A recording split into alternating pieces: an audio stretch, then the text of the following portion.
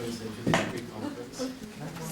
Some of you, I know you from far away, and it's very important to promote evolutionary astrology, still in its diapers and gradually developing. So any effort and any contribution is really, how should I put it,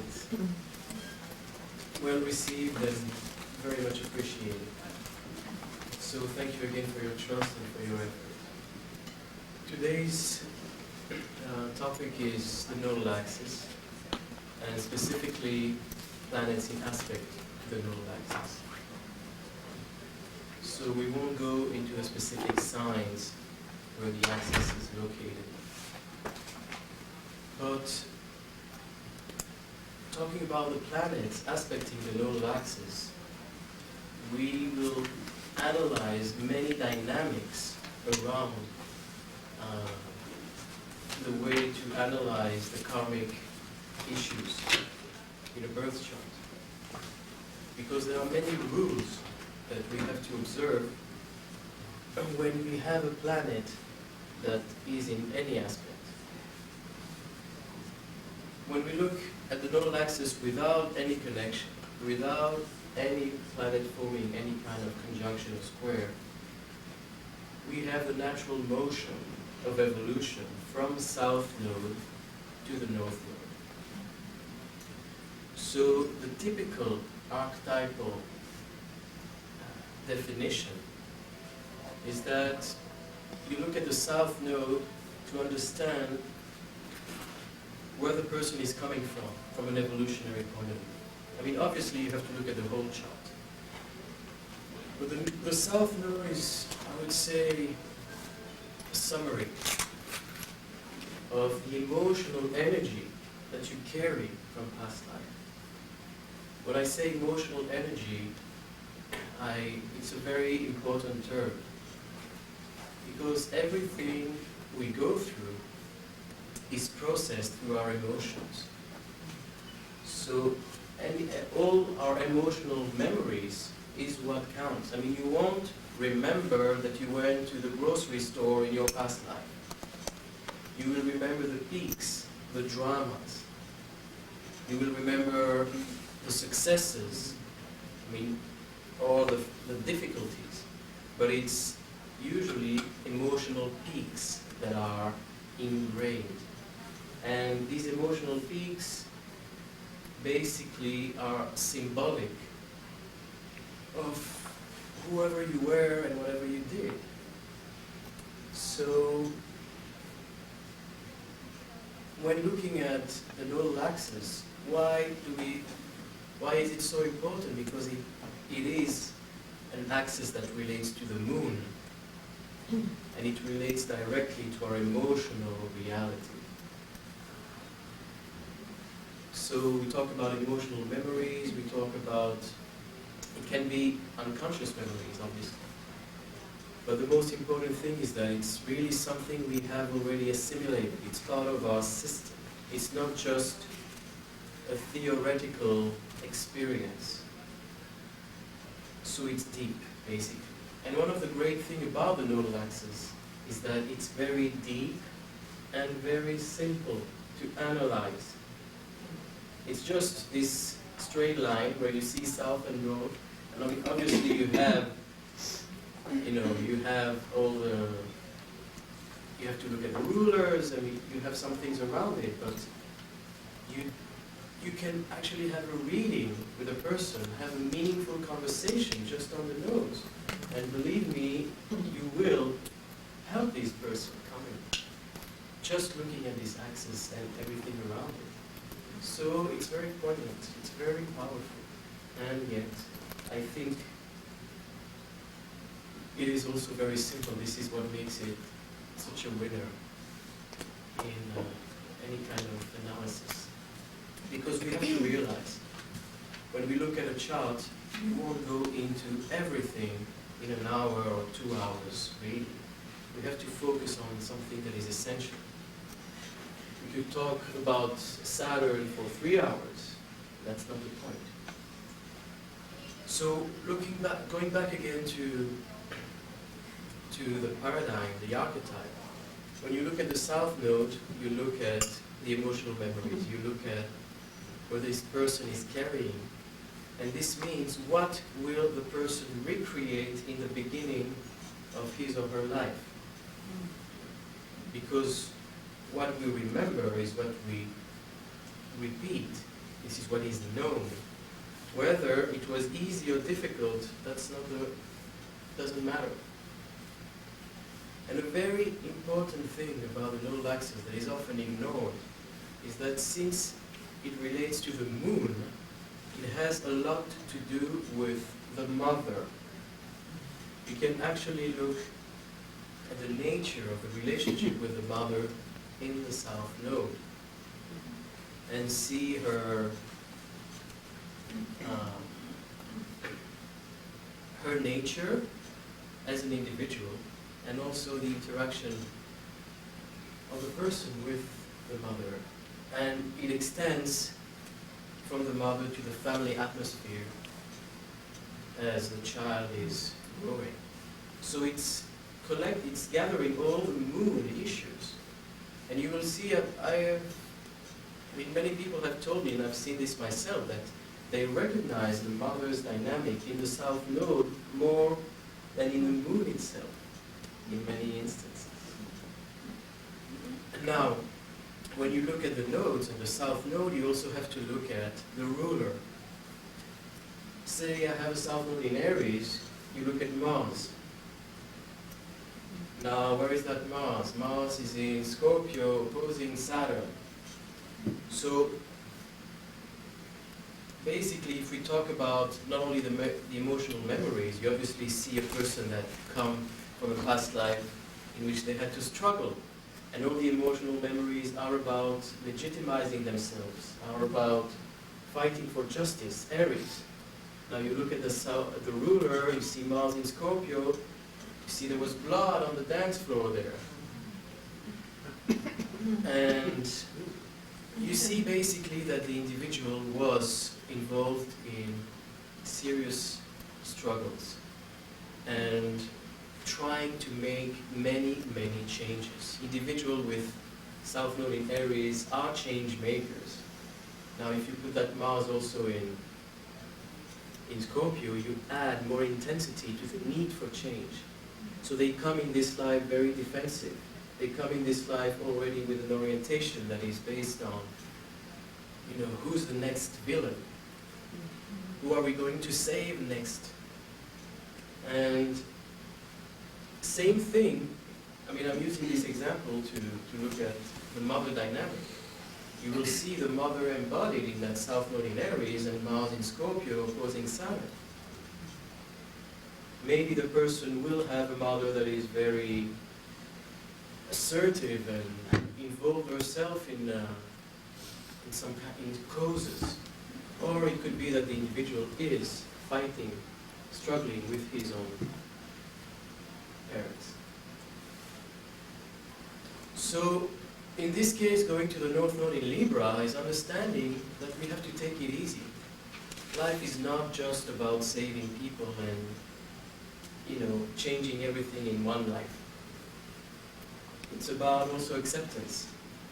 Acceptance of the motion, being more at peace with life. With the North Node in Libra. Accepting people. And seeing that there is we're not just villains and good guys. We're mostly, all of us have a little bit of good and bad.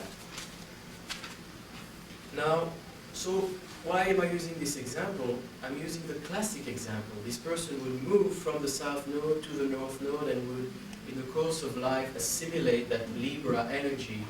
Maybe get married to a Libra, or reach a dead end with all the struggles and come to the conclusion that everything is relative in life, as opposed to black and white, as Aries would think. If we have planets now, aspecting the nodal axis. And when I talk about aspects, I first of all use the angular aspects, which are the conjunctions, opposition obviously, but if we talk about a conjunction and an opposition, if we have a planet on the south node, it's naturally opposing the north node and vice versa. And the square. These are the most important aspects. Because they are angular, just like you look at an horoscope and you see the ascendant and the MC, that's the skeleton. All the other aspects are secondary. Not to say, less powerful, but yes, I would say actually less powerful, but still valid. And the most important thing I want to stress is that the angular aspect, the square and the opposition and conjunction, obviously, are not disharmonious aspects. It's not negative. It's just challenging. And every aspect is. So what I'm trying to say is that every aspect is. It's an illusion to think that when you have a trine, everything opens up. And when you have a square, you only have problems. It just doesn't work that way. I mean, we have now an example. I just look at Kerry's chart, candidate for the elections. He has Pluto squaring his MC at this point, and he's winning everywhere. I mean, in his own circle and in his own environment. So this square is very good. It's empowering. It's not a sabotaging aspect. So that's what I mean. And when you look at in a trine is a facilitator, but it's not necessarily easy. The reason is that in every aspect there is tension. Just as in every relationship there is tension. So when you have planets squaring the nodal axis, it doesn't mean that we're mean or that things went totally wrong. It just means that there is something to recuperate. So before we get into the specifics of each planet and what do they symbolize in the chart, I will explore the general dynamics of planets aspecting the nodes. When you have planets aspecting the nodes, they alter the natural progression from south node to north node. Because when you have planets in aspect to the nodes, it means that your soul is already in process of mastering the nodal axis. It's not new. And therefore, depending on cases, it might mean that you're not just in the south node trying to learn about the north node. It may be that you have already assimilated many things about the north node and you're still on that road. And that's very important when you come to talk to a client. Because you will talk about this north node and they will say, but I know this. It's not new to me.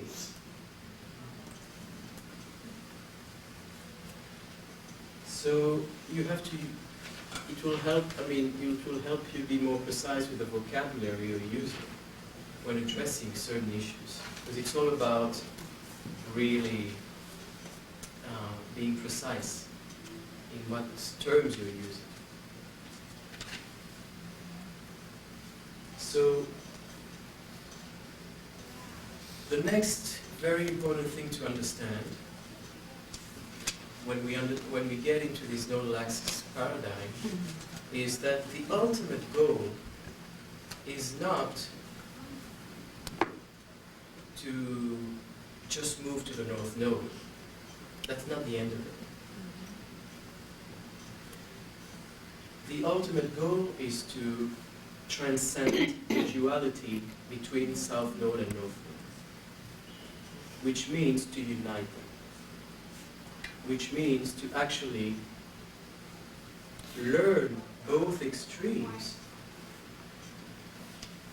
master them, so that both of them are integrated in your emotional body, and that you can become a more whole person.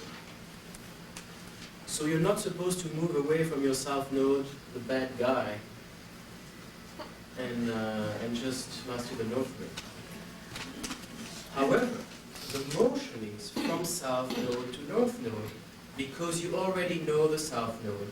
And therefore, in order to attain the balance, you have to get to the other extreme of the north node, get acquainted with it, feel it, experience it. And then, yes, you have to go back to the south node and find that balance. And get to a point where you're not torn in that polarity, where you really find that you can master both. And then you're enlightened.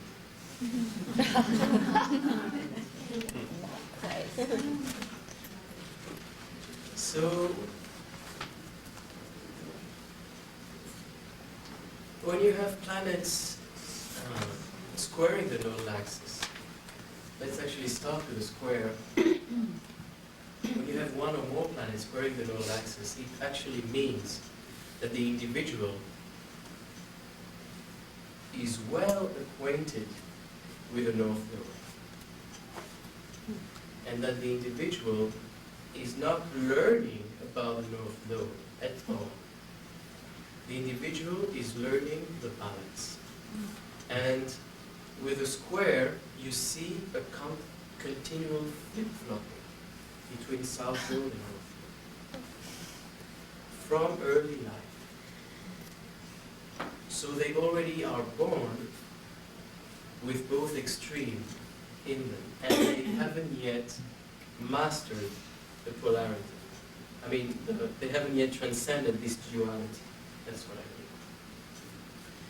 Now, the squaring planet is a planet that causes disruption. It causes the flip-flopping. And yet, it is also the solution to attain the desired balance. So it is, I would say, an external judge trying to point to the problems, expose problems, and eventually mediate. But the important thing to remember is that the squaring planet also deviates the natural progression from south to north, and it adds another third point, forming a triangle. So in order to get to the north node, you have a longer way. You have to go to that square, reach the north node, back to the square. Basically, that squaring planet by house and sign is extremely important. This is what Jeffrey would call the skip steps in the evolutionary progression. And the way I see it is basically that when you express that squaring planet in a positive way, it helps you understand better the dynamics of the nodes. And in my opinion, the way I've seen things is that ultimately, again, the squaring planet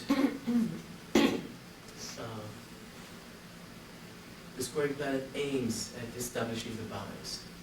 But before it does, it causes the imbalance. So let's say, for example, I have a nodal axis in the 4th house and 10th house. And I have a squaring planet in the 7th house. So 4th house, 10th house has to do with development, has to do with natural progression. Usually people with the nodal axis in the 10th house, 4th house, doesn't even matter where is the south node and the north node, because when there's a square, they're both flip-flopping, so they have equal weight. They're not moving from south node to north node. So this person is either maturing too fast or overly indulging in the maturation process, takes too much time. So this is a person that may feel intimidated by the world, via the fourth house, aim at staying in that womb,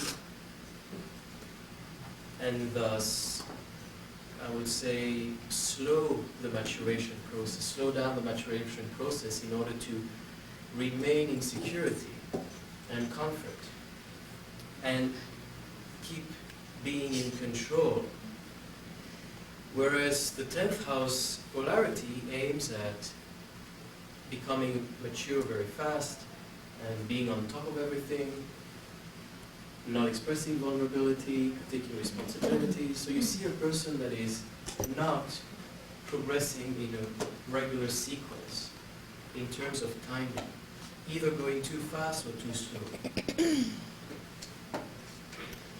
And when you have the squaring planet in the 7th house, you see that this person will flip-flop, which means maybe this person will be born in a family atmosphere where the parents will be very, I don't know, infantile.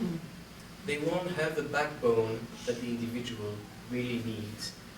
And therefore, there will be a feeling of lack and feeling that I have to mature fast, and yet I feel that I'm still a little child because I didn't get the nurturing that I was needing. So that's just the 4th house, 10th house. Now, we see that there is an additional factor, which is the 7th house, that tells me relationship issues also impact on this dynamic.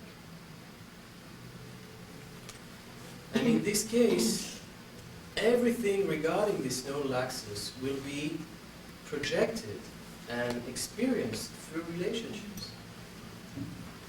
So the individual will have these skip steps to recover through relationship and might get into a relationship which are totally imbalanced, where you will see one of the, either the person himself or herself or the partner playing the caretaker role, playing the parental role, 4th house, 10th house, squaring the 7th house, taking over exaggerated responsibility over the other, while the other is staying infantile. And this person will perpetuate this imbalance chronically. And then you have this flip-flop via the 7th house, and you will have multiple crises in the relationship. Until eventually, the individual will get to that point where they don't want to be baby anymore, or they don't want to, to take everything on their shoulders. And they will aim at establishing that fair play and that balance. They will learn, take responsibility, and establish boundaries, and all that stuff. So through the relationship, they will be able to resolve the 4th house, 10th house dynamic.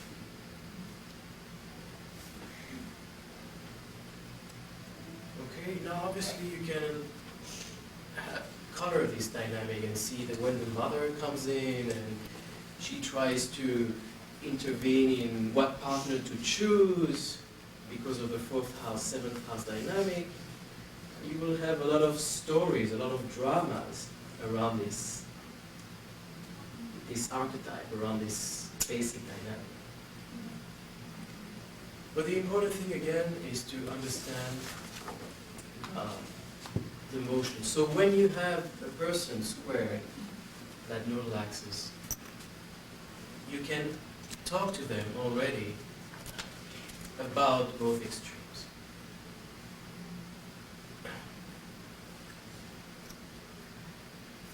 Now, when you have planets on the south node and non-squaring or on the north node, just one or more planets on the south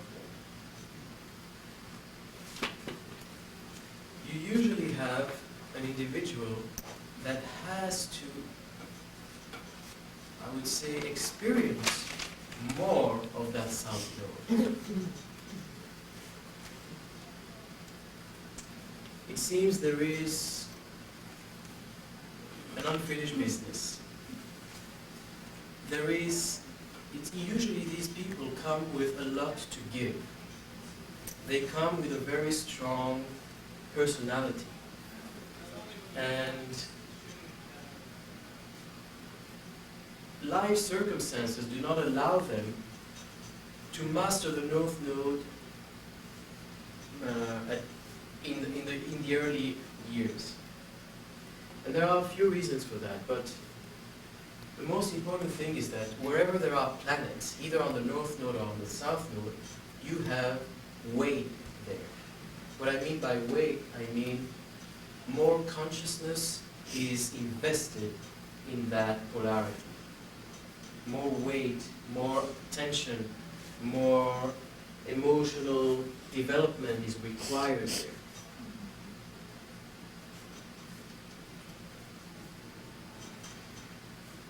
This doesn't mean that the person will not experience the North Node. They will, but they will feel that life all the time takes them to that South Node.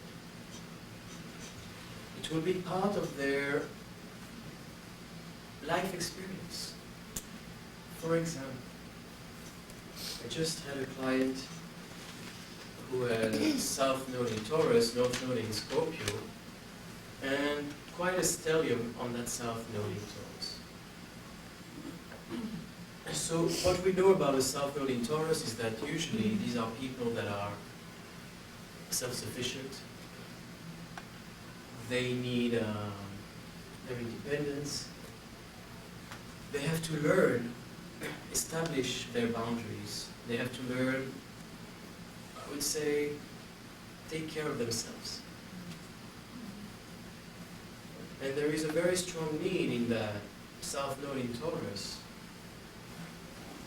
to care about continuity, to care about maintenance, and to care about, I would say, accepting myself instead of changing. Because the North Node in Scorpio points to the need for change, points to the need for evolution, points to the need to get to the next stage, which means the North Node in Scorpio reveals limitations, a deep feeling of lack and dissatisfaction. Whereas the Taurus is about accepting. I'm not dissatisfied, I'm just comfortable. I like what I have and I don't need more. But most importantly, the South Node in Taurus is about accepting yourself. And it's about really this self-worth issue.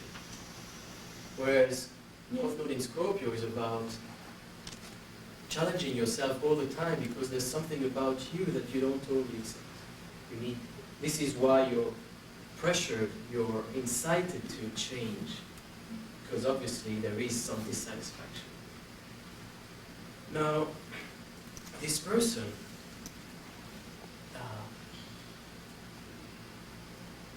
another thing about that North Node in Scorpio is that the way to evolve, the way to make changes is often through intimacy with other people, relationships.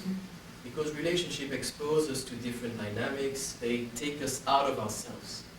Whereas the Taurus South Node wants to stay self-sufficient with themselves. So this person was involved in relationships. North Node in Scorpio, learning to get out of herself, learning this sharing experience, learning to quit being self-sufficient only. And to learn, take the risk of love, I would say, with the North Node in Scorpio. Because love is risky. You're exposing yourself. And yet, she entered a relationship, obviously, but she went through numerous crises in relationship, which all the time brought her back to that South Node in Taurus. For example, she got involved or married with someone that asked her to stop working. And as a South Node in Taurus, we talk also about money issues. We talk about self-sufficiency and self-acceptance, but also survival. And she quit working. And eventually, the relationship turned sour. And she was basically very afraid to divorce because she didn't have anywhere to go. So the North Node in Scorpio basically was not mastered in a way, and she was projected back on her South Node. Because of this stellium, she cannot quit working, so to speak. She has to keep being self-sufficient. And life, even after many years, she's a grown adult now, is taking her to these experiences where she is projected back on her South Node, to this self-sufficiency, and she has to relearn, to re-establish herself, to re-establish her boundaries, to be in relationships, but at the condition that she keeps her boundaries and she's maintaining herself. And like I said, she's not totally dependent as a North Node in Scorpio would be. Because North Node in Scorpio is about learning also dependence. Yet, as I said, there is an unresolved issue here with an emphasis on the South Node. And the unresolved issue requires her to deal time and time again with the Taurus emphasis. So you see how it's working. On the one hand, she does experience the North Node. It's not like the North Node doesn't exist and she's only in the South Node. But life, it's like a ping pong match, and she's accessing the North Node but yet going back to the South Node. She's not totally freed from it. And that's basically the play with this dynamic. There is an assumption that the person can be freed from that South Node when there is a strong emphasis in it after the second Saturn return. I think this is valid to a certain extent. It's not a general rule. It could be, because every Saturn cycle is a maturation cycle. So it's about that clock that is ticking and telling you, okay, you're big enough now to let go of your dolls and you can play with something else. So it's about basically moving on, Saturn, more than we think of. It's about being ripe. But if you have many transits on your North Node, and you can access the North Node before the second Saturn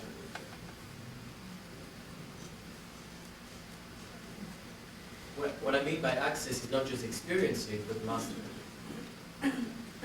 And obviously, there is free will, which means that if we do the necessary work and we do assimilate what needs to be assimilated in terms of balancing the polarities, we can also grow to the North Node in a healthier way. Now, talking about planets on the North Node.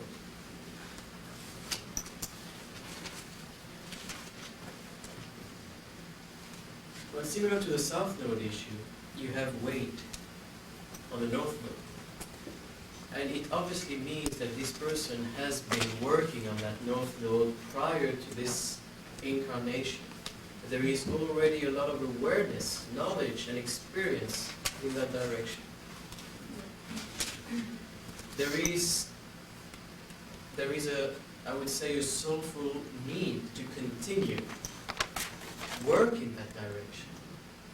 However, at a certain point, the challenge becomes to recapture the South Node. which means the individual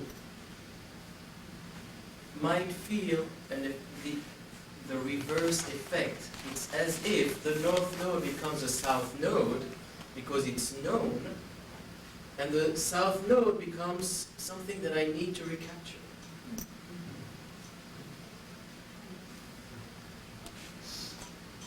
I mean, you have to check this in the reality of your client or your child if you have this, because these are my own observation, and you have to check this in your actual reality. But if you come with the understanding that the ultimate goal is balance, wherever you have weight, you will have to access the other side.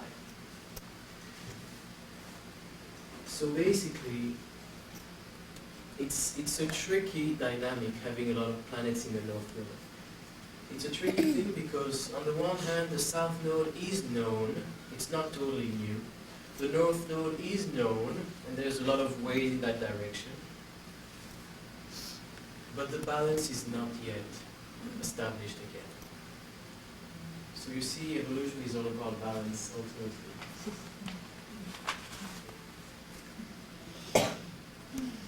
And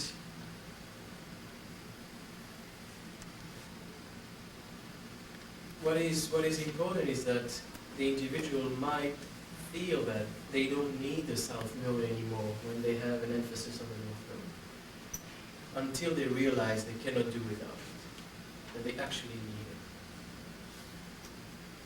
So if I have many planets in Pisces on my north node, and this life, and past lives I've been investing a lot of energy and awareness in letting go and embracing a more spiritual life, say, in a classical way, I would have to go back to that south node and learn to have a job too, and to basically learn to discriminate, and not just trust everybody so blindly, learn to discriminate, and all that Virgo stuff. It come to the point where that north node emphasis at first was enlightening. Like I have all these planets on the north node and I feel, everything is opening up to me and the spiritualizing process is just blossoming. And then I get to a point where I'm overdoing it and it becomes poisonous. And I see that I trust too much. And I see that I get carried away, and I see I have no boundaries. And suddenly I have to go back to that Virgo to go back to sanity, to some grounding. So it's pretty simple. It's all about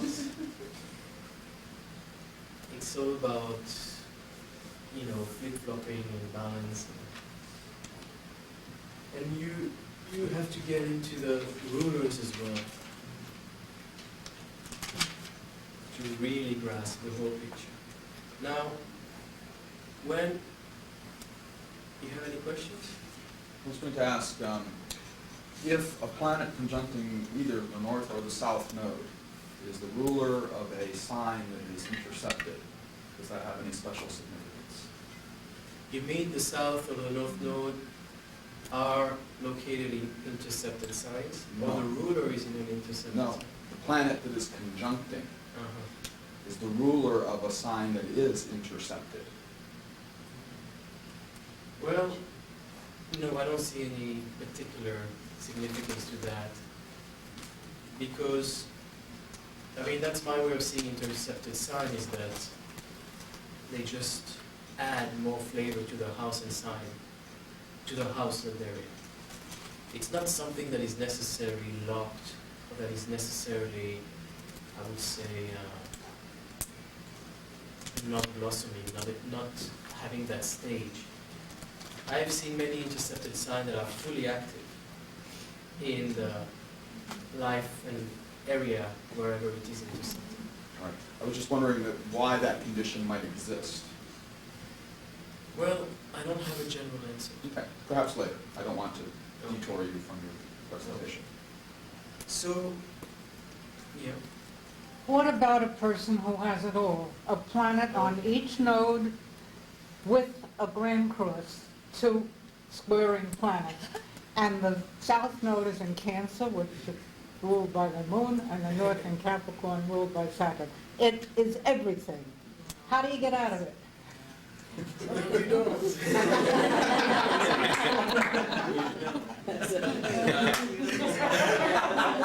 It's called death. We all go sometimes. Basically, you know, having a grand cross in general, and if it's involving the nodal axis, it is really a feeling of being torn in many directions. You usually have people that have very rich lives because it is so dynamic, it is so intense, there is a lot of intensity to that. So the challenges are always there, there is no rest. But at the same time, there is a lot of growth involved. But basically, you have to apply all the rules that we talked about. So a person would have to go back to that south node, would have to embrace the north node, and would have to embrace the squaring planets. So it's really about integrating many things at once. And it is a tough job because you have to transcend so many polarities. But we say, you know, there's no challenge that we cannot overcome. Everything is in our hands and everything is really possible. We don't have any lesson that is beyond us. And I would say basically that the individual might have early years where there's a lot of conflict. Because usually when you have so many polarities, what happens is that you attract people in your life that reflect these polarities. Let's say, you know, we talked about this Virgo-Pisces axis. So you have a couple, and like who's taking the Pisces role and who's taking the Virgo role? And it's not really who they are, it's really what role they have decided, because if you analyze the chart, they both have Pisces Virgo. But when they're together, they cannot be both Pisces or both Virgos. So nature is played out in such a way that we balance each other. So a person that has so many polarities to integrate will attract people that will, I would say, pull them in different directions and require from them all kinds of different dynamics and different expectations. And they will have to manage it all. Like I have a mother that pulls me in that direction, and I have a father that pulls me in the opposite direction, and I have kids that take me over there, and I have to balance it all. And in fact, all these actors are my own personalities. I ain't met the people yet. So if you're looking at the north node, you have a planet there, and that planet happens to be Pluto. And now the polarity planet Pluto doesn't exist, so it's more emphasis on the north node. But at the same time, the ruler of the south node and the north node are conjunct. Now, this is again, this is an important question when Pluto is on the north node. And as Jeffrey says, when Pluto is on the north node, there is no polarity. And actually we have here a conflict of analysis. Because I believe personally that there is a polarity. And it's really up to you to observe what works best for you. Because obviously when you have Pluto on the north node, you have a lot of weight on that north node, and you do have to access to make that revolution on that north node. Yet, as we said, when you overdo something, when you put too much weight into something, you always have that need for a balance. And you lead to a point where the polarity will just scream at you. So it all depends on cases. It all depends how you access that north node with Pluto. If it's compulsive, if it's well integrated. And then eventually you get to a point where feel that there is no need for that stuff. But my experience has been different, so it's really up to your own observation and approach. And regarding the rulers that are conjunct, it's a whole lecture. I mean, you can have also rulers in opposite houses and sign. It's really too specific. But it definitely unites the polarity. When you have the ruler of both nodes conjunct, you have a greater potential to achieve the balance in this life. Along the lines of the grand square, could you say something about T-squares, where you have planets conjuncting both nodes and then also a planet in square to the nodal axis?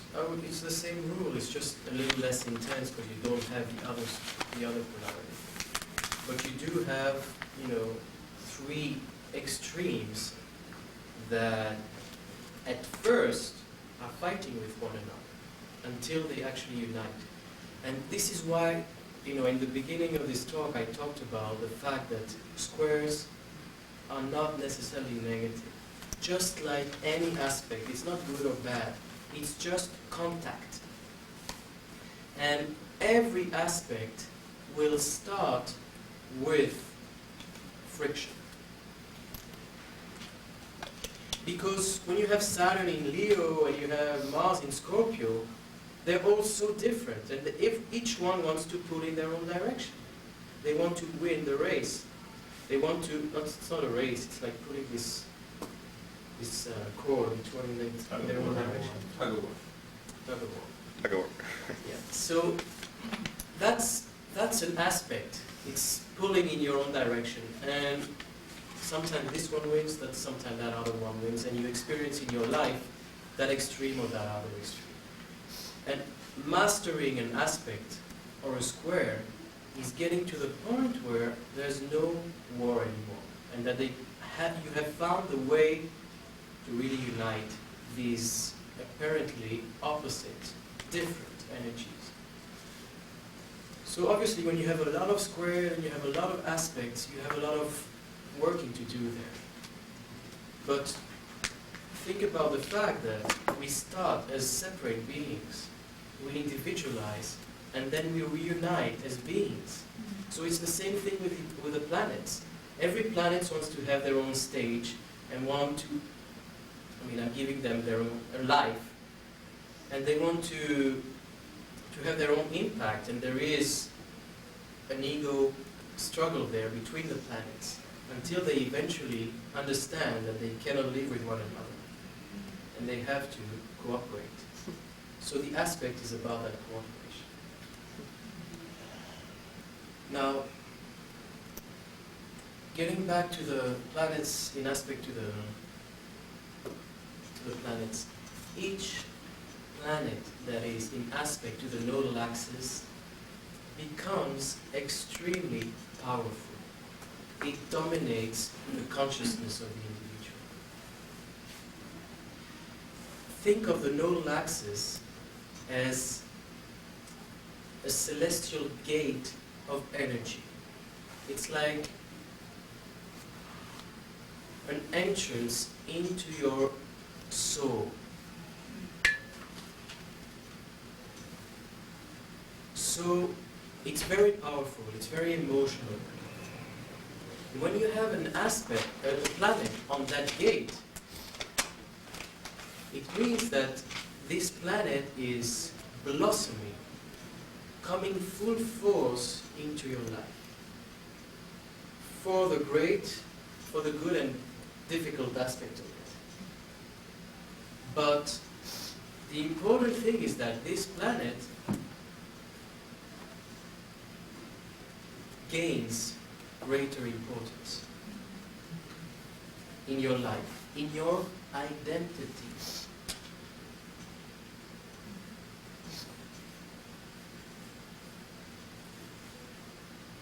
It becomes very symbolic. It becomes, I would say, almost a leader of your chart. So obviously, if you have many planets in aspect to your nose, you have a stronger personality. Because each planet takes this additional stage and weight on your consciousness, which means that everything in you becomes emphasized. And you really have a stronger personality in that sense. And obviously, like we said, more intensity in the emotional dynamics.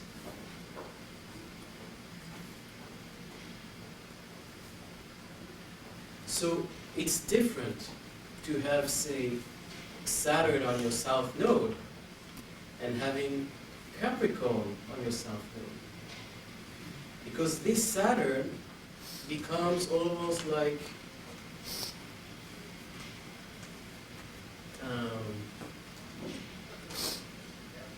a master, becomes almost like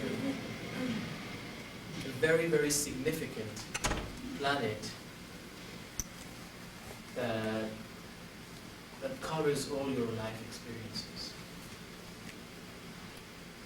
Now we'll get one through all the planets, and I won't specify if the planet is on the south node, on the north node, or squaring. I will just give you general dynamics to observe when you have a planet on your nodes. So let's start with the sun. With what? The sun. So the sun on either extreme or square.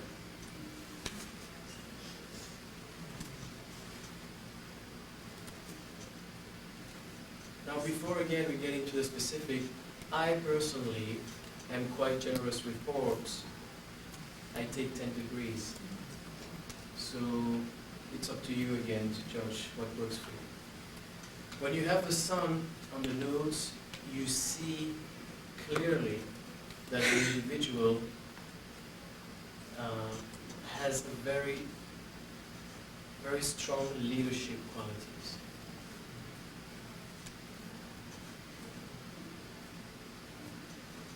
You even see a potential for fame. So think about the sun being at that gate and generating all the energy, monitoring all the energy, being the filter through which all the energy enters your consciousness. So the sun boosts your creativity, and it boosts your presence to a very large extent. Like this person's sun is shining very, very strongly. And it's tricky because we will see many sides to this. But basically, you have an emphasized sun in that chart.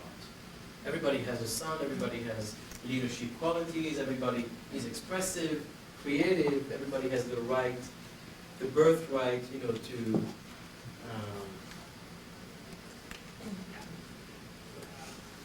to be co-creator of their existence. But when it aspects the nodes, it becomes extremely powerful. So you can even have individuals that came from past lives in which they were largely recognized. Do close, soft aspects have the same effect or a similar effect? What do you mean close? Tight sextiles and trines to the nodal Oh. axis. Yeah, Same it does. thing. But it's not as powerful as the angular ones.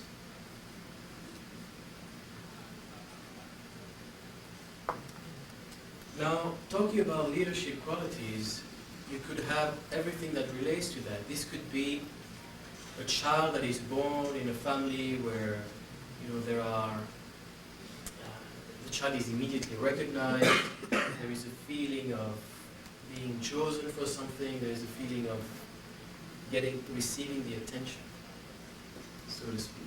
And usually, if we talk about the nodal axis also related to the mother, you could have a very strong mother figure in the house.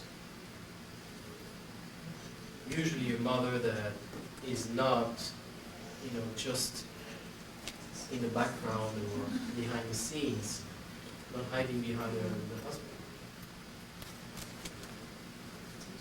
Now,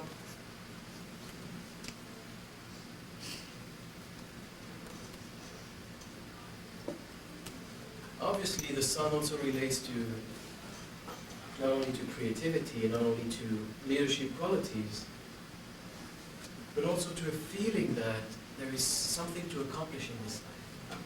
So you have, when you have a sun on the North Node, the individual comes with a pressing feeling that they have to do, that they have to leave their mark. And as much as this can be stimulating, and it can lead them far, it can also lead to the opposite outcome, where because there are too many expectations, because the individual comes from this past life memory of success or recognition, they get lost in this life. And they get lost because they don't want to start slow, or because they become too dramatic about everything, they don't take things easy, and it generates,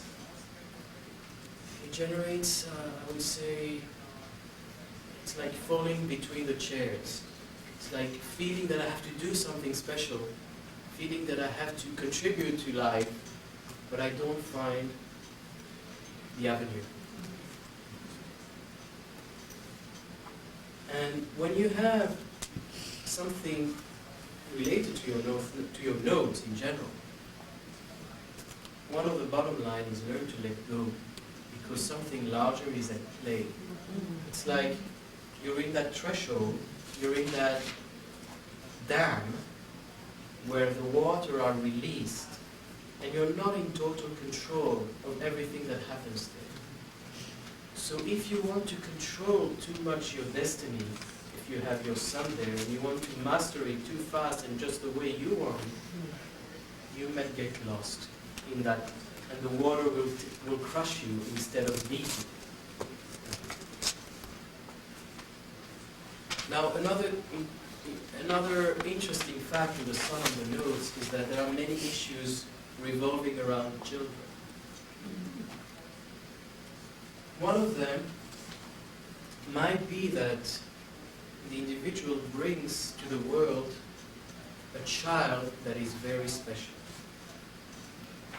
Like the individual with a sun on the nodes will parent a child that has a special destiny.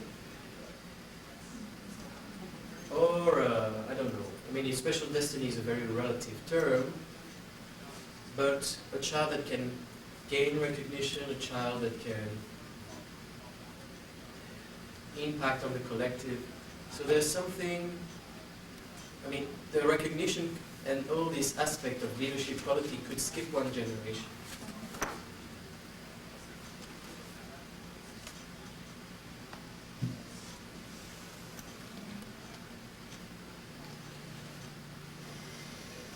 Another issue revolving around children is that, similar to the controlling fact that we talked about regarding the self-actualization, there could be a lot of karmic, unresolved issues with children.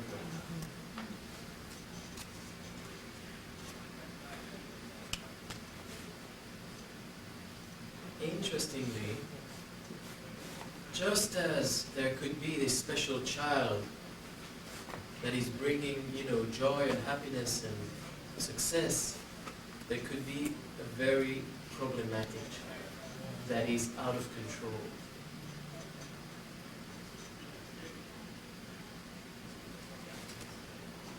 Again, think about the analogy of being in that open gate where there's such a flow of energy through the nodes, and you have the symbol of the children in that phase. It could get out of control. Too much energy, too much flow could, in a way, take this to a chaotic situation. So in certain cases, there could be unresolved emotion in regards to a child, some conflict that needs to be resolved, or a child that requires special attention. I've seen other cases where the person cannot have children also. And there is no answer to what will happen. I haven't, got yet the clue to see, just looking at the chart, which scenario will apply. Sometimes all scenarios together. You will have the individual that has, on the one hand, a very special child, and on the other hand, a child that requires this special attention. And it's not about the squares or the conjunction, or it's irrelevant.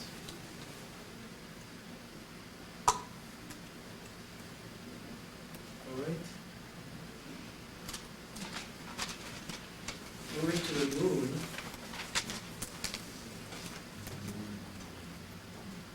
Obviously, the moon adds emotional intensity. I mean, if we understand that the nodal axis is a moon axis, and you add the actual moon, you see emotional power. What does that mean, emotional power? It's the power to move people. It's the power to form an intimacy. These are individuals that can have an emotional quality that is very, what's the word?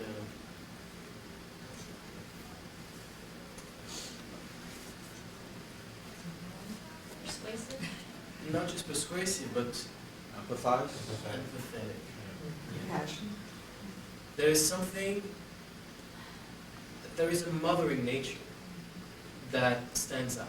I mean, the classic example of moon on the nose is Mother Teresa. She has the moon in Taurus on her north node, and it's like, she's really the symbol of that. So, what does that mean? I mean, the moon is about, it's not just about the nurturing, it's about being able to tap into the humanness, the human condition. It's about dissolving boundaries and forming that intimacy. And most importantly, it's about accepting weaknesses. It's about being a human being in that sense, being imperfect. So this is why there is this empathy. There's something very accessible, the opposite of snobby, very human, touching, moving. And this is the emotional power, is that these individuals can come and immediately generate this sympathy, this ability to, it's easier to identify with them. They generate this openness, this emotional openness that makes them accessible, and therefore opens doors. Obviously, there is huge issue with the mother. And sometimes it can be a very strong mother figure in terms of the typical archetypal mother that is feeding and nurturing, but it could also be an overwhelmingly emotional mother that dominates the consciousness of the individual in difficult ways. It could lead to a problem separating from the mother, Oedipus complex. And because of that, it could actually lead to emotional discrepancies, to emotional lacks, to a feeling of having a bottomless pit that is never really feeling secure, never satisfied. So basically we could actually have, in the extremes, in the negative extremes, something quite vampiric, sucking the energy, too many emotions that end up debilitating.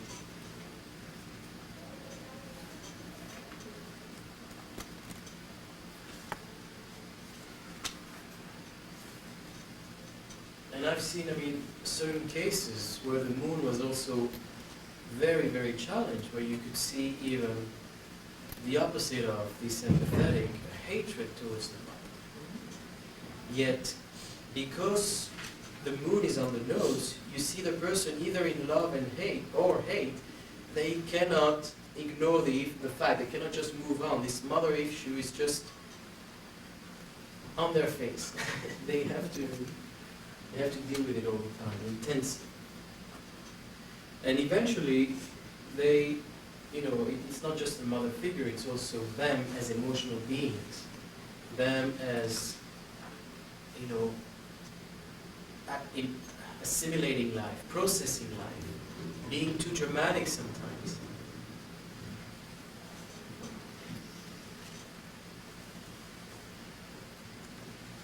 Now, obviously, like we said, people with moon on the nodes have a very strong emotional presence.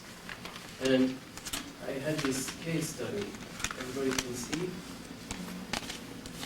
This is a person that has the moon on the north node and the sun squaring from the 12th house the nodes. So you have both sun and moon emphasized here.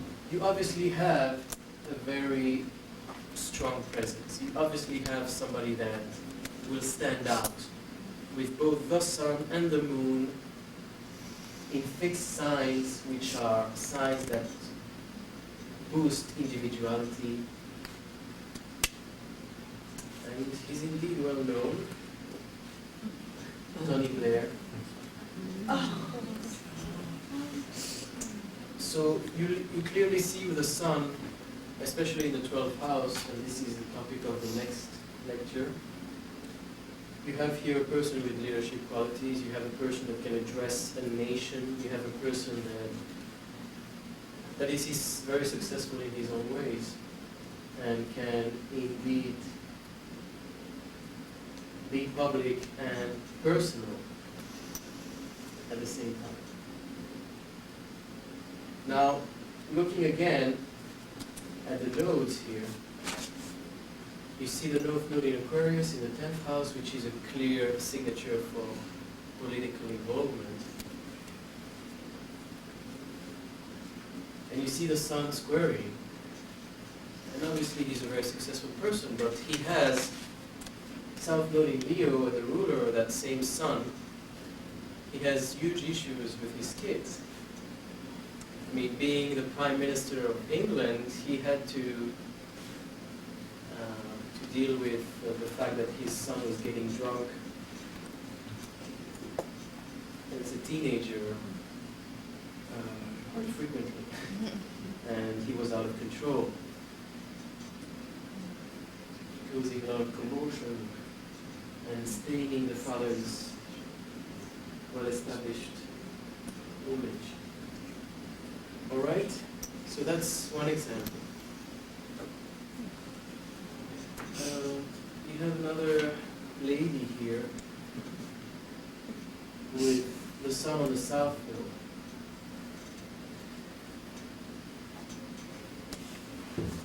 So immediately you see the sun on the south node, you see again a strong personality. You see somebody that is coming from the past life in which she was recognized. And she's recognized once again as an actress now. This is the child of Julia Roberts.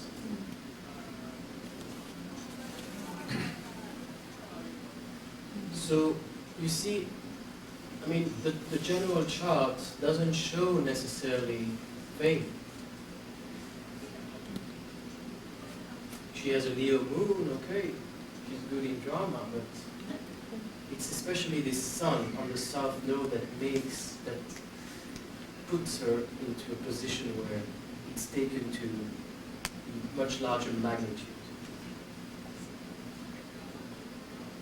And I think also, I mean, this is the positive side of the sun, but she has issues with children. She doesn't have children. And she was expressing the fact that she wanted children. And she got married several times, but she didn't yet materialize it. So you see there's also a loss of control regarding another son issue, which is a children issue.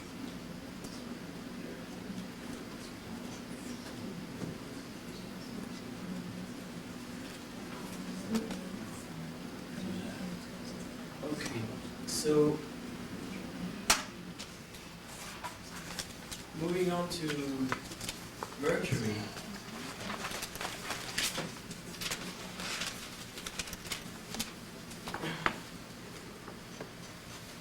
Individuals with Mercury on the nodes can have obviously all the intellectual aspect well emphasized. So they could naturally be propulsed into a situation where they become a mediator, where they become a writer, where they become presenters, all these mercurial functions. But most importantly, one of the functions of Mercury is really, I would say, the ability to understand and control. Understand and control? Yeah. You can control once you know. Knowledge allows you to be in control. So Mercury is obviously about knowledge. And when you're knowledgeable, you can navigate your own boat. You can be in control. As opposed to just surrendering to something that is not controllable. Something that is not controllable is usually something you don't have many clues about. So you have to just let go and surrender. We talk about surrendering to God. Why? Why? Because we cannot understand the whole universe, and there's a point where we just have to trust. But the mercurial function pressures us to actually understand things better in order to participate through our control abilities. This is why it refers to science, developing knowledge in order to control life better. Air conditioners, and so on and so forth. Control the weather. So Mercury people can have that capacity to gather knowledge. They may come from past life where they gather tremendous amounts of valuable knowledge to their environment. And they could be teachers, natural teachers, natural, I don't know if the word inventor is necessarily there, necessarily appropriate, but people that basically can figure out things faster and can fulfill that role. You also see with Mercury on the nodes usually a lot of karmic issue revolving around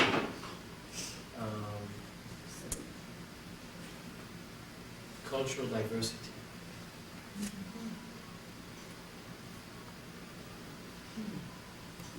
So people that are either traveling a lot, whether born into multicultural families, or people that through life experiences get married to someone from a different cultures. There's this pressure to bridge between worlds. And it's not just between cultures, it's also between all kinds of different environments. So it can be religious, it can be racial, or it can simply be, country and city. And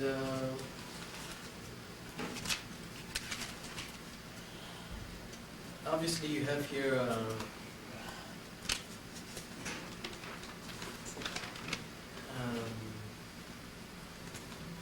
being the bridge, being the individual who can understand people from different backgrounds. There is a quality of neutrality to Mercury, which can apply not necessarily, as being ambassadors in a large sense and in a collective sense.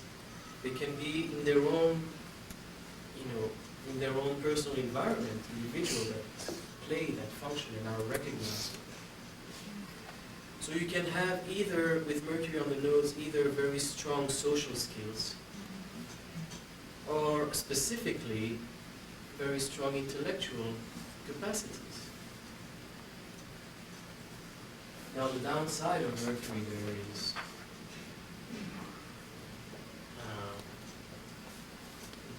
it could manifest in intellectual arrogance and sometimes overly emphasizing the intellect and losing that human contact. Another issue with Mercury is siblings.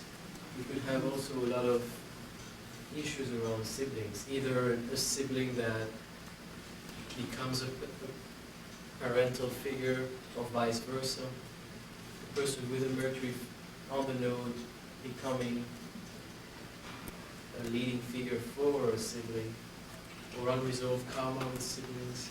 You'll have to ask and investigate.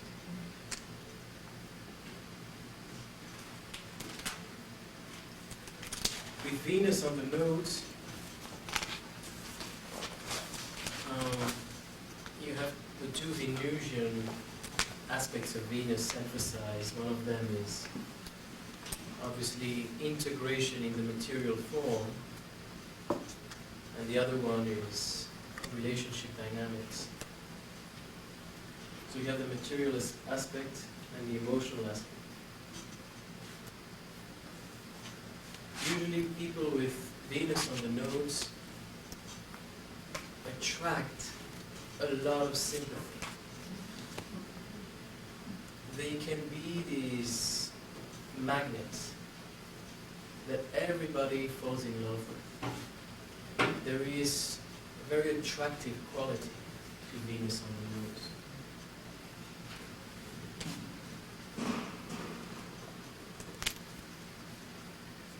And these are people, it's also because of a natural charisma that they can embody, but it's also because they have this ability to dissolve boundaries between people,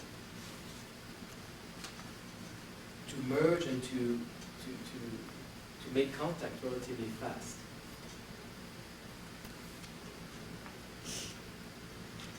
So you have social skills, also well emphasized here. You also have, sometimes it can manifest in promiscuity. People who simply fall in love with everybody, and everybody falls in love with them. And this is the Don Juan signature. They can be quite unfaithful in certain circumstances. Obviously, there could also be an obsession for beauty, which leads to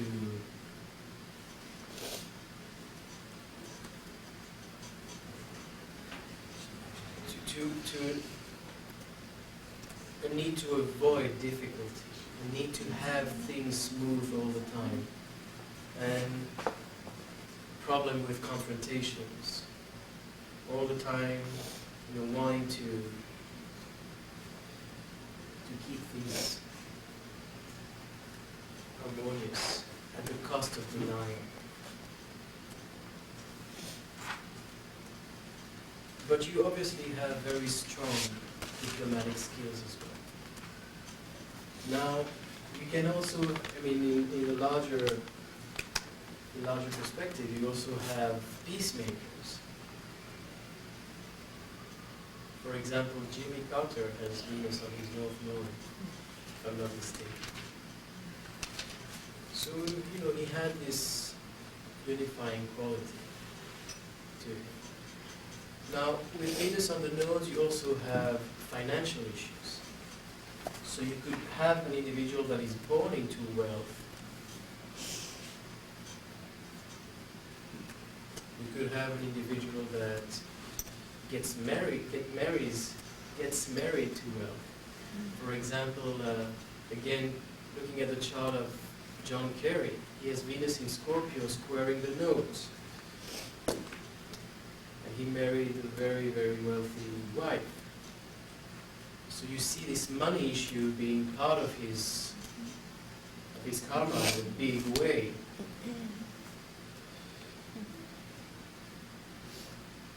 And I mean, his social skills are obviously needed as a politician.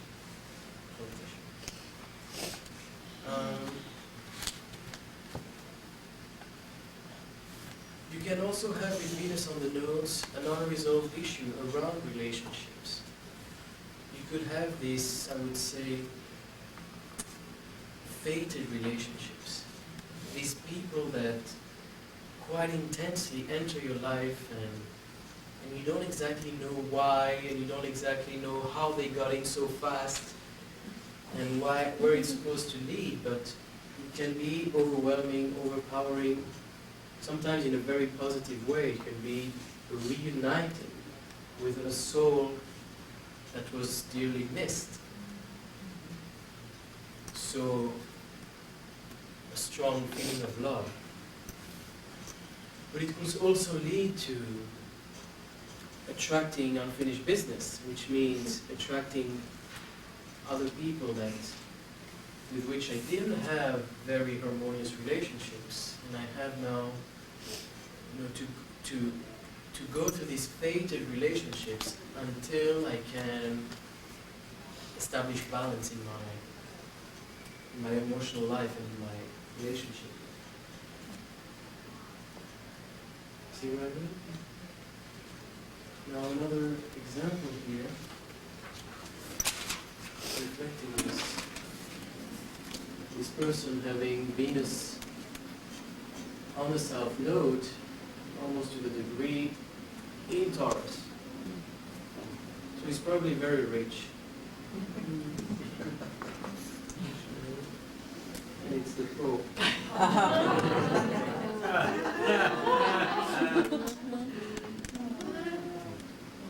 Even though it's not the moon, because it's relationships, wouldn't it necessarily involve emotional issues too? Sure. But not as strongly as the moon, as if it was the moon? Yeah, well, I will talk about this in the next question. But first of all, going back to the nodes with a specific example, one of the beautiful things about the Pope is that one of his messages is actually to unite Christianity with other religions. He's the one who made peace with Judaism and with Islam, and he traveled to all these different countries as a message of peace. So you really see the good side of that Venusian quality, and obviously he's someone who attracts a lot of sympathy. And quite interestingly, he doesn't have relationships, but he's having a relationship with everybody. So there's a very collective, again, this nodal energy takes this Venus to a larger extent, not just a personal extent, to something that is beyond my immediate reality. Now, in his case, you also have Jupiter and Neptune here squaring the nodes. We will talk about that pretty soon, but you can already feel that there is a spiritual aspect to that Jupiter-Neptune. And you see, he's the Pope. I mean, he's not just a spiritual person, he's the Pope. He's the big spiritual person. He made a career out of it. So, this just emphasizes the fact that whatever touches the nose becomes just amplified in the personality and in the life experience.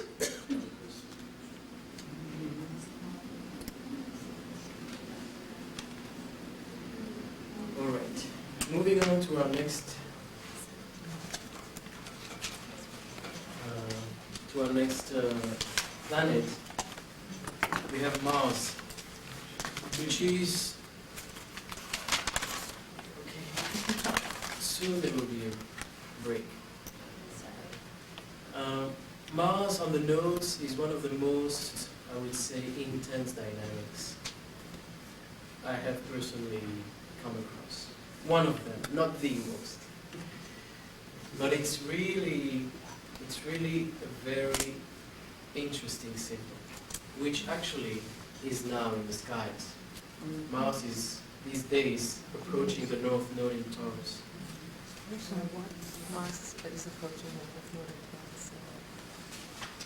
So you have, with Mars on the nodes, you have all this Martian energy that is becoming very, very emphasized. To a point where you can have, usually you have people that come from a past life that was not just a straight line. They had to cultivate their strength. They had to cultivate their defense mechanism. They had to become strong for themselves or for a greater cause. But usually people that led life on the edges, at least on the emotional aspect. It could also be, in a general way, people that are very adventurous, people that are freedom fighters. There's something quite intense about this Martian energy. When it's on the nodes, it really dominates the character of the person, and it can lead to extraordinary changes. It can really lead to people that become heroic. And that sacrifice their lives for something they deem important. And I'm saying sacrificing their lives because in many cases, not every case, but in many cases you have, with Mars on the nodes, a past life where life was interrupted before term, which means abrupt death. You're referring to South Node. Not necessarily. Even Mars squaring the nodes. And on the North. Because whatever you have on the North Node is what you have already worked on. So this North Node is not where you're going to, it's something that you're already processing. So you already have experienced that Mars on the North Node. It's not an absolute, obviously, but it can show that. It can show this, having died in a battle, having fought to your death for something that you thought was very important, or just having fought without having died. It's not necessarily going to the extreme. In another way,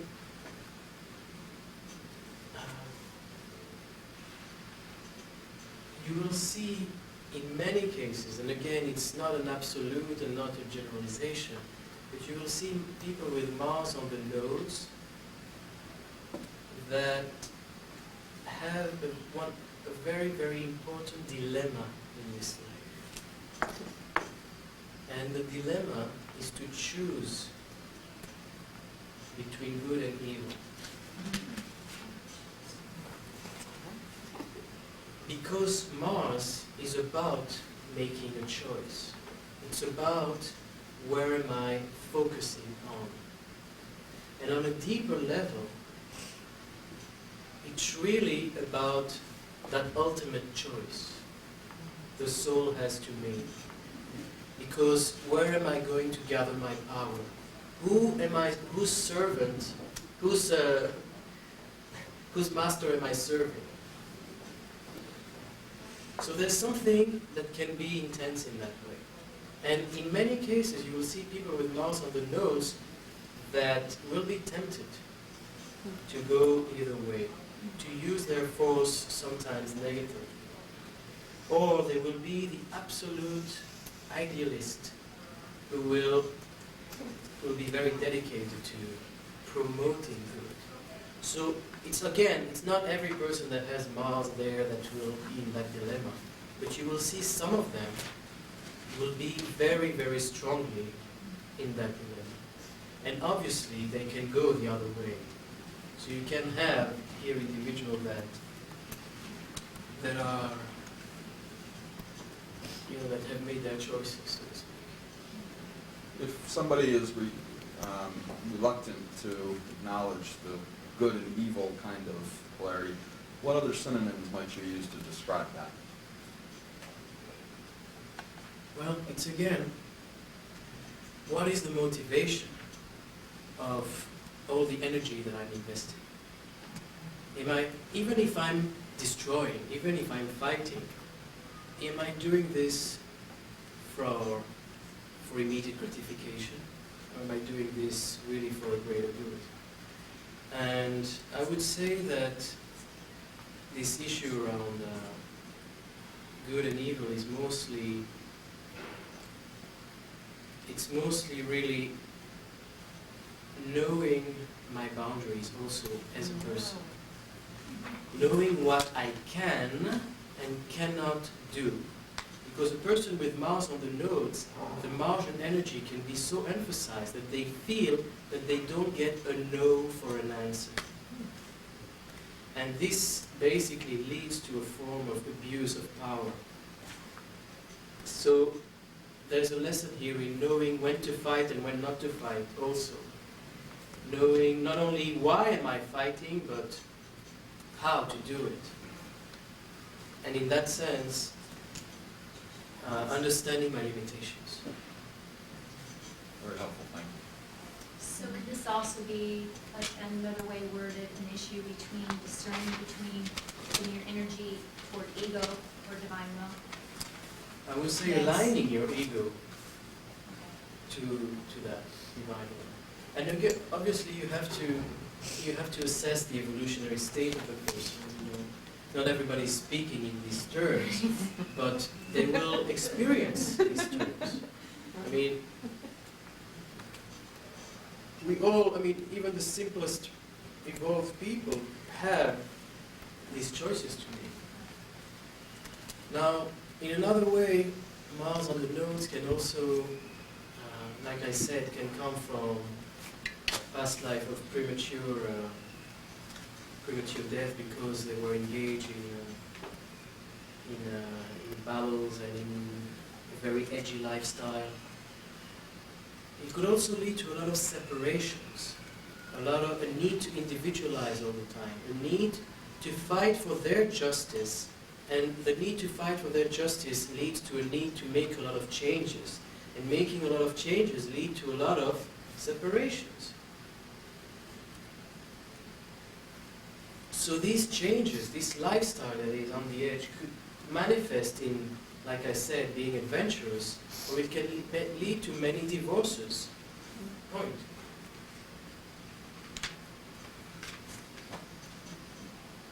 Or to many new careers, making radical starts time after time, opening new cycles. And that Mars gives them the energy, the enthusiasm. Let's do it again. Let's try.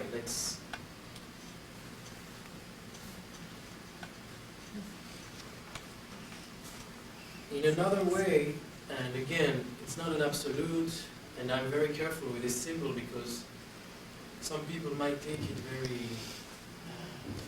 too much to heart, but it can show also experiencing death in this life.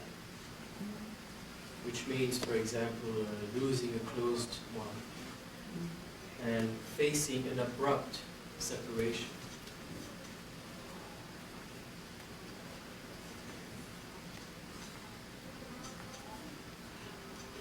So, you see, they're not bored.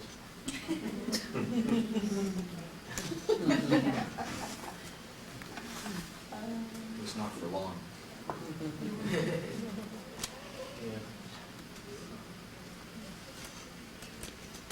I mean, death of the person or death of the people around the person, or both?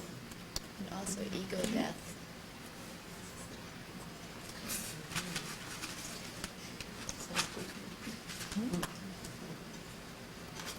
Now, looking here at a character, I mean, I picked him as a negative example, so I don't want to generalize the issue. Mars on the south node, pretty close, with Saturn there. Can we see the name, please? Soon. Don't get it. Oh, I'm sorry. Photographer should just shut up. All right. You go ahead. You have it under control. I'll just do this. So this is a solar scope. It's not an actual Earth time, but it's still in the 12th house, which is a house where things can also be beyond individual control. It's a house where the individual can have this absolute diffusion of boundaries, where they can feel larger than life on the one hand and fight these. It can either emphasize the idealism or it can emphasize the intensity of range. So this person, I mean, you see the ruler also of the Sag is Jupiter in Pisces. This is Idi Amin Dada. I don't know if you know him. Yes. He's the ex-ruler of Uganda. And he's a dictator. He was a dictator because he died last summer. And he was accused of cannibalism. I mean, he cooked his cook or something like that. That's a sick part. But Cannibalism and a joker. But you really see here the embodiment of an evil person, of something very, very, not just, destroying and a person that killed many people. And you see that Mars being the killer on the South Pole. Not just fighting just cause, fighting my own cause in a very dictating way, and abusing power by all means. And interestingly, that Mars in Sag, there's something also very bestial about it. There's something very wild about it. There's something quite raw. And accessing this animal instinct.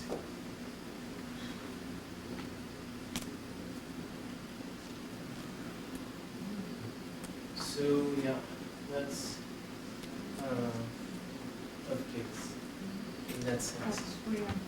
And it's really, I mean, the Mars-Saturn here says it all about this kind of personality. Now you have here another example. This is the Princess of Wales, Diana, who has Mars on her North Node, conjunct Pluto as well. So, I mean, she has a very, very active nodal axis. You see the Moon on the South Node, Chiron. So you see she was born into this very, I mean, she was not born in the family, but she married a royal family. And she was, with that Moon, especially also being a Cancer, but with that Moon on the South Node in Aquarius, having that empathetic quality, being that mother with all the orphan children. So she had that aspect both on her personal life and as a public person.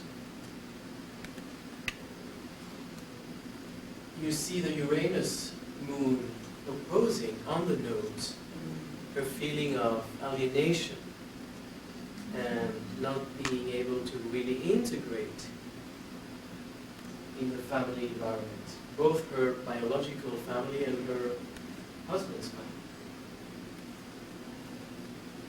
And you see, obviously, the Mars on the North Node, which is so graphically describing her life. The struggles, first of all. The fact that she was all the time battling for her legitimacy. Second, she was a freedom fighter in her own way. She was someone who promoted many causes. She was all the time, even within the royal family, she did not accept the status quo. She was all the time, with some kind of power struggle in order to make her point, in order to change the dynamics. And she had the life of a princess, but she has a very, very edgy life for a princess.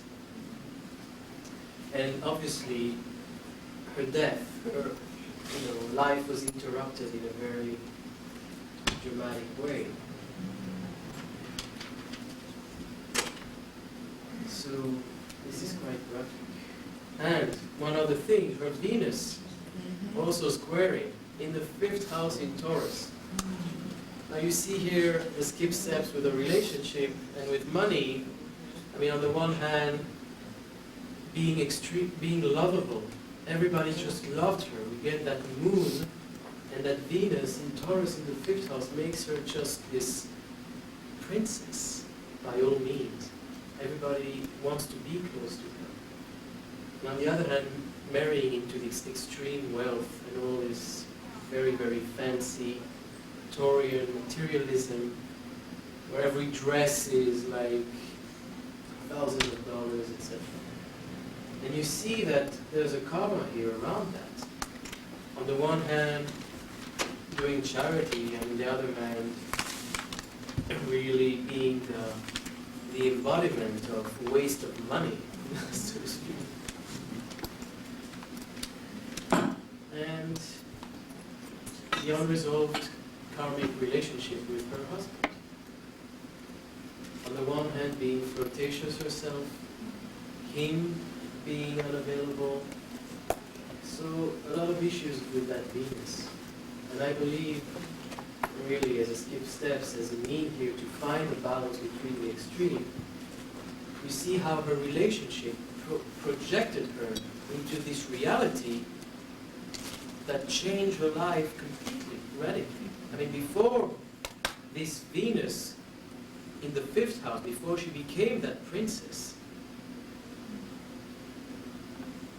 she did not access all these intense dynamics, at least not as much. All right.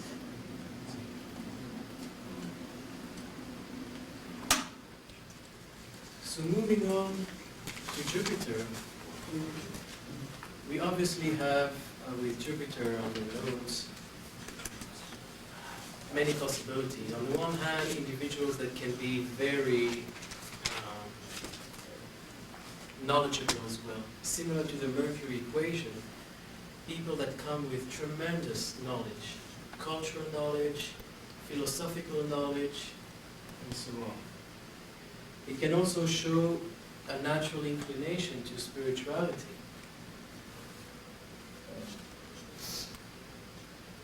But usually there's also a grandeur about Jupiter on the nodes. The person either comes with a very expressive personality, either because they have a lot of knowledge or because they have that charisma, or because they simply have this aura which radiates. And I mean radiates in a positive way and also in overwhelming ways. They can be very invasive because of that volume. Yet you have very strong personalities, and you have leadership qualities also. We saw the example with Jupiter squaring the node with the Pope in Leo, Jupiter in Leo, so both the spiritual side, the cultural side, the religious side, and the leadership. In negative ways, Jupiter on the nodes can show something quite dogmatic too, and quite, I would say,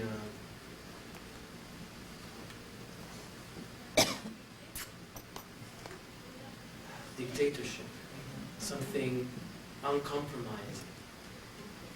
So you have the potential for tremendous achievement, and you have the potential to overdo it and step on other people's toe, because your quest is just taking,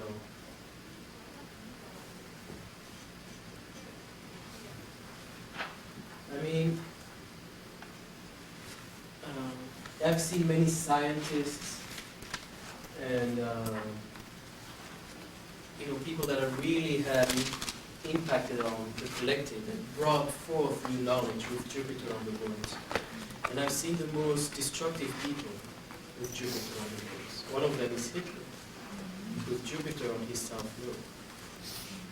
So you really see, a person that came with a vision.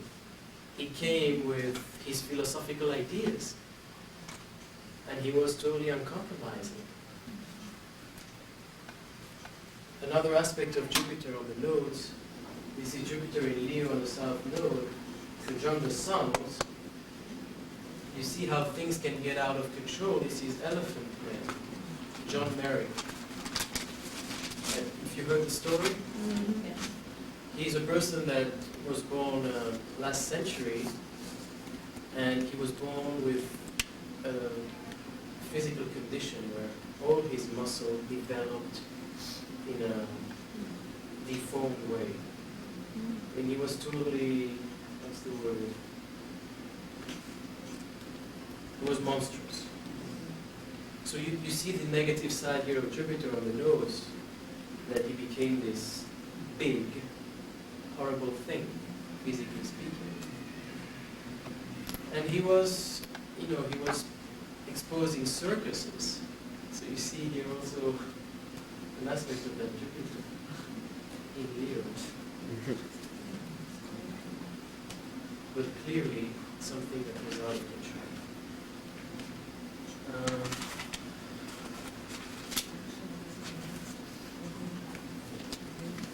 Another example is Michael Jackson, who has Jupiter in his 5th house on the North Node. So you see many issues around that Jupiter. First of all, this multi-talented individual that has an incredible presence.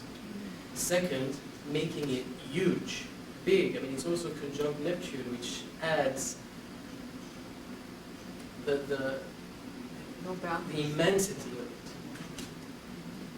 And you see the incredible success with that in the 5th house, the self-actualization. But you also see his racial issues with that Jupiter. The fact that he never accepted himself as a black, and the fact that he was basically, he became megalomaniac in many ways. He couldn't he couldn't really assess his boundaries very well. So he got intoxicated. This Jupiter really, is causing him a lot today. And this is one of the Jupiterian rules. We say about Saturn that with Saturn you have a difficult start, you struggle, but in the later years, you gather all the fruits, and you can finally find your peace. With Jupiter, it's the other way around. You can have a very playful and enjoyable early life, and then you pay all the consequences when you're old. So, with Jupiter here on the node, it's certainly working for him that everything was possible. He accessed that North Node very, very early. I mean, he was a star as a kid. So you see, he immediately got there. And yet, he got to a point where he lost control. It's interesting, he also bought the bones of the elephant. He owns them. So he identifies with that. You bought the homes of the Elephant Man? What? Bones. Bones. Different bones. Close. Rhymed. Well, they both have a Pisces moon also.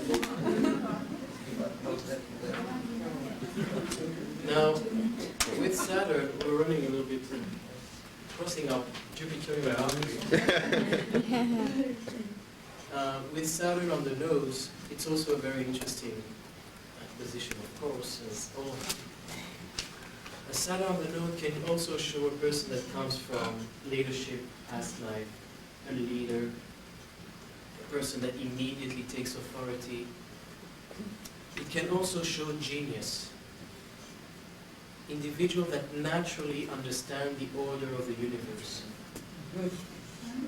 I mean, it's a dramatic statement, but it can apply. You will see Saturn on the nose of many geniuses, many people who really got it in terms of the way things work, in terms of either scientifically, politically. They understand the laws.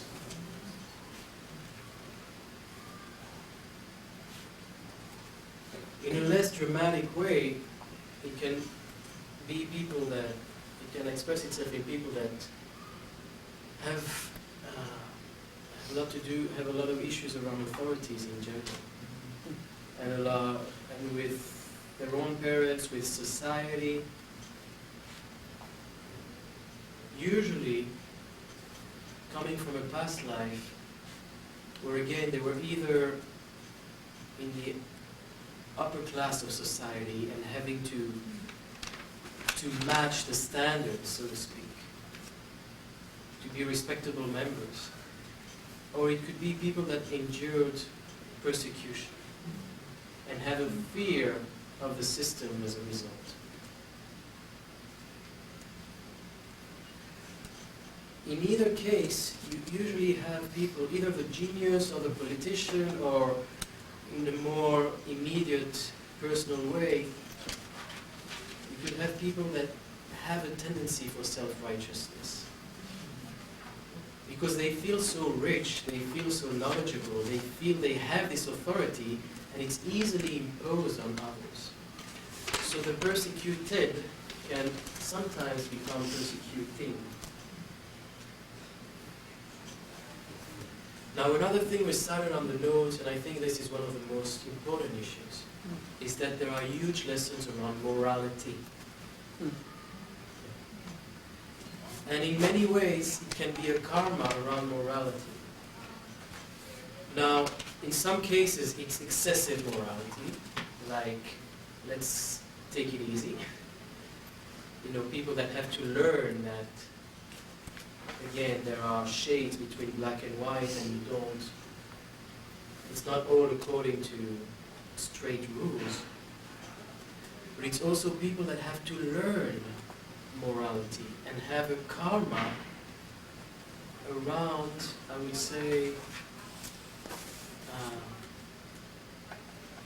mean, in a typical religious way, correct their wrong deeds. People that have some kind of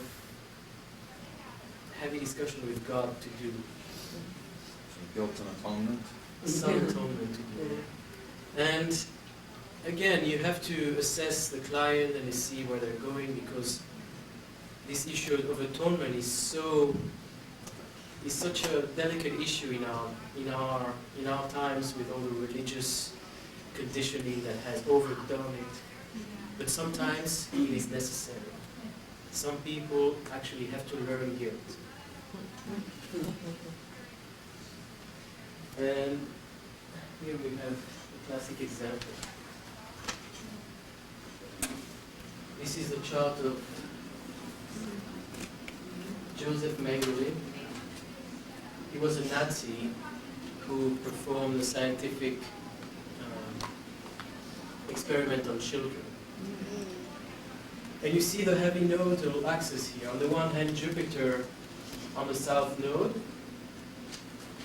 in the 5th house. So again, this grandeur and this vision. And all in the name of science, so to speak. And the north node conjunct Saturn.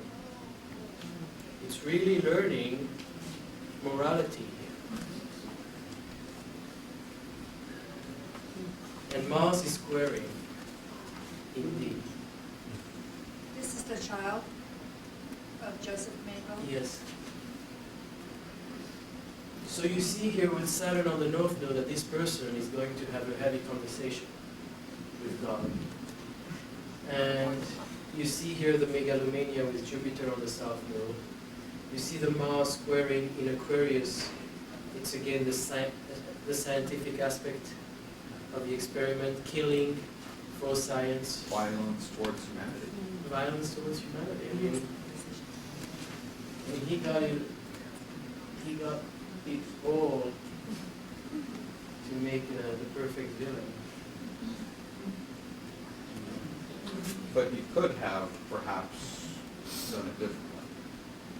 Yeah, he could.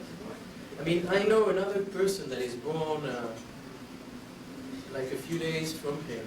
He didn't do a similar edgy character. It's the guy that Ron Hubbard, formed the Church of Scientology. Also Jupiter on the South Node, Saturn on the North Node. And I mean, he's also a guy with a vision and science fiction and all this stuff going totally out of control. With Uranus on the nodes, you have the potential to really, I would say, promote progress. Usually, progress. Oh, Usually, individual with Uranus on the nodes have that quality where they also have these visionary qualities. Usually, very strong intellectual qualities.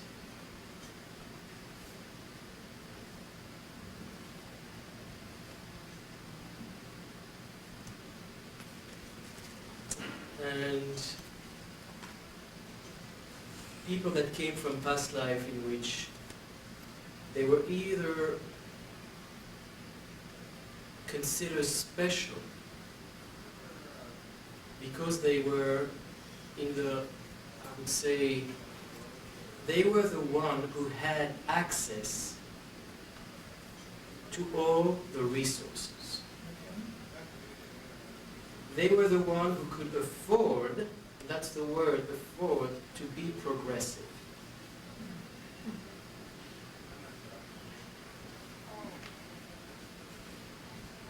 So there's something, on the one hand, sophisticated about Uranus on the nose, very advanced. But there's also something about higher class citizen, not only financially speaking, but people who see themselves as superior. Sometimes because they are superior by, they are talented and they are progressive, but in certain cases it can lead to the form of arrogance. But the bottom line is that they come from a past life position where they could access that, where they could express their specialness and lead that progressive lifestyle. Would you include then in here inventiveness, the inventor? Definitely so. But I would say also many people who on the one hand, this inventiveness has a double edge, and this specialness has a double edge. That on the one hand, you would see people that really come to life with so many solutions. They come with solutions to problems because they understand it and they have the vision and they have the clarity. But on the other hand, you will see that they could, because of this specialness, become arrogant and actually not participate in the world and become more critical.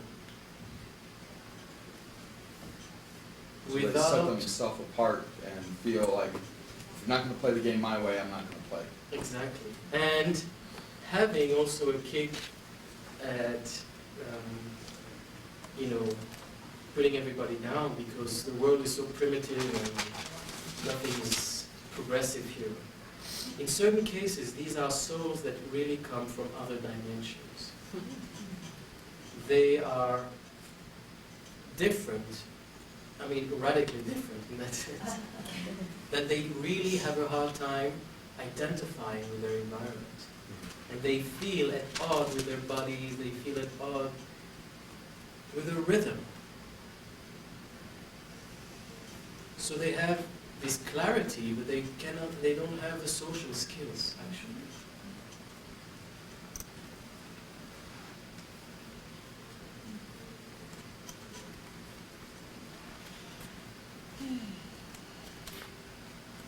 So you could have a basic lack of integration, properly integrating, finding themselves, finding their ways.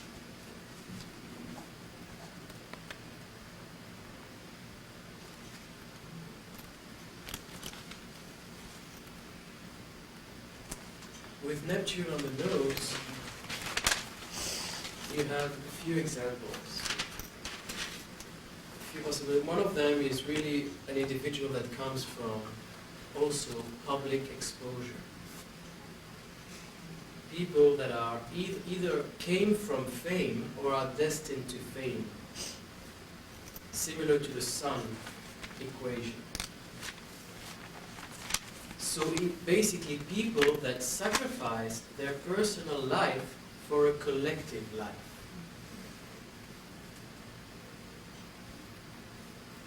And do not have a personal life.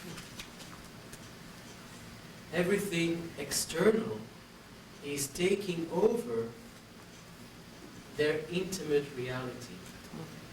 So on the one hand, they could enjoy the public service or the actual fame, but usually there's a very high price of self-neglect.